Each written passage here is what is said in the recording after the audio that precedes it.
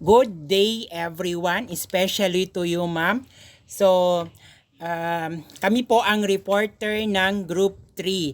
So, ang aking topic is all about survey, compilation, actual identification of different types of feeds and feed source for swine. So, sa pag-aalaga natin ng swine is marapat lamang na mabigyan natin sila ng pagkain. So, narito ang mga iba't ibang uri ng pagpapakain sa swine. Start sa yung maliit pa siya hanggang sa siya ay lumaki na. Okay, next.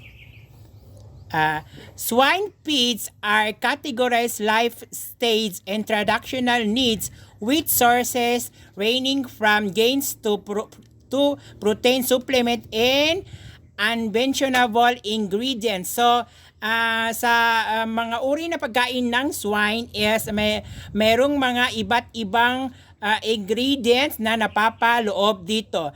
So, mag-i-start tayo sa starter feeds.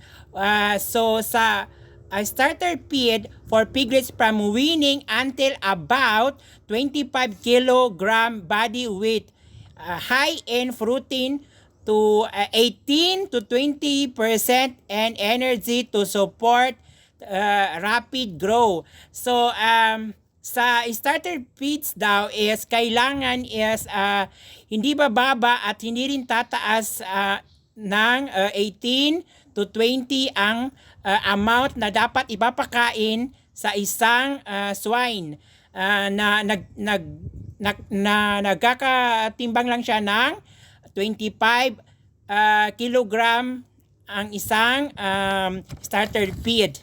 So, ganun. So, second is grower feeds for pigs weaning 25 to 50 kilograms. Moderate protein to 16 by 18% and energy level to sustain growth. So, ito naman yung klase ng ipapakain sa isang swine na kung saan dapat ay nasa 16 to 18% lamang ang amount na para sa kanya. So, next is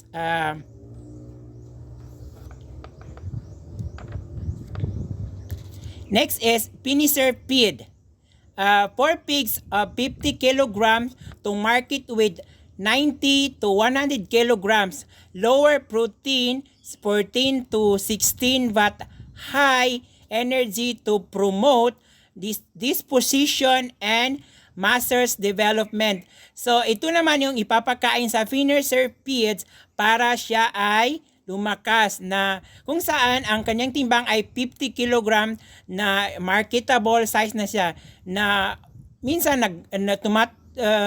bumibigat pa siya ng 90 to 110 kilograms. So lower protein na ang amount is 14 to 16% but energy promote and disposition and muscle development na kung saan nagpapatibay na kanilang muscle sa isang swine. So next is sow feeds.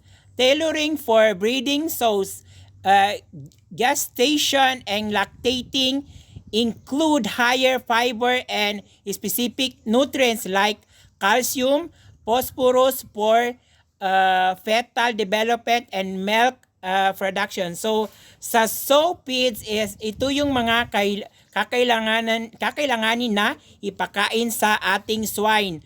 Na yung swine na yun is yung mga na nagpapa-deading mga ina ng swine. So ito yung mga kailangan na dapat na ma-support sa kanyang pagkain para mas dumami ang gatas ng inahing swine. So next is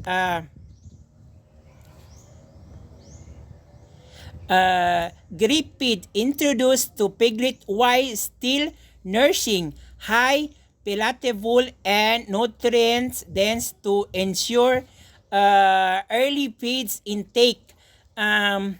So ito yung dapat naman ipapakain sa isang grape feeds na kung saan dapat ay ilagay ang mga ito sa kanilang pagpain. Kumbaga, parang kuan siya ito, vitamins ng isang swine. So next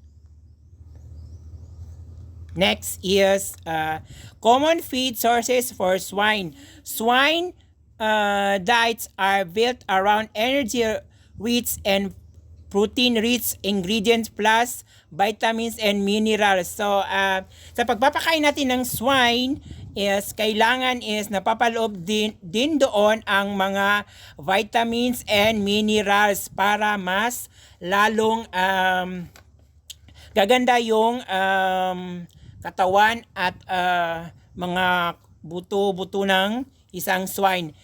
Conventional feed ingredients, energy sources. Number one is corn. So sorghum, wheat, barley, molasses as sweetener and energy booster. So dito is kaya napapalob din sa pagkain ng swine is dapat ay merong corn, sorghum, wheat, barley, molasses, and sweetener energy na kung saan kailangan din ng swine ang mga pagkain nito upang sila ay mas lumalakas at titibay ang kanilang pangangatawan at ang kanilang mga buto. So next is protein source, soybean meals, ground nuts, cake, fish meal, meat and bones meal, and sorghum. Fiber source, rich wheat brain, copra meal, minerals and vitamins, dicyclium phosphate, limestone, salt, pyridoxine containing vitamins A, D, E, and B complex. So, dapat is, itong mga nasabi ko, itong mga soybean meals, groundnuts is, dapat is, ihahalo din doon sa pagkain ng swine para mas madagdagan ang kanilang energy. Sa fiber naman, o yung sa mas mabilis ang panunaw ng swine is andun yung rice bran, wheat brain, copra meal is nakakabuti rin ito siya para sa fiber sa digestive ng isang swine. Mineral and vitamins is the calcium, phosphorus is ito yung mga ibang kailangan ng swine na kung saan kahit maliit lang is kailangan is mapapaloob din siya sa pinapakain ng ating mga swine. Kung baga vitamin po ito siya. Next. Unconventional breed for use in semi-intensive or intensive system, cassava field, sweet potato, beans, banana stems, kitchen waste, brewery waste, palm kernel cake, leaf milk. Example is Leucaena glossidia. So itong mga nasabi ko is dapat is isama rin ito sa pagkain ng ating swine. Yung mga kasaba, yung mga peas, sweet potato, beans, banana upang mas lalong titibay at lulusog ang ating swine.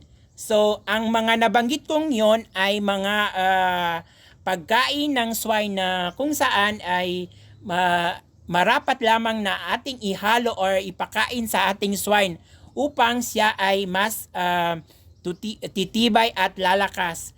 So, yun lamang po ang aking report sa araw na ito. Maraming salamat po.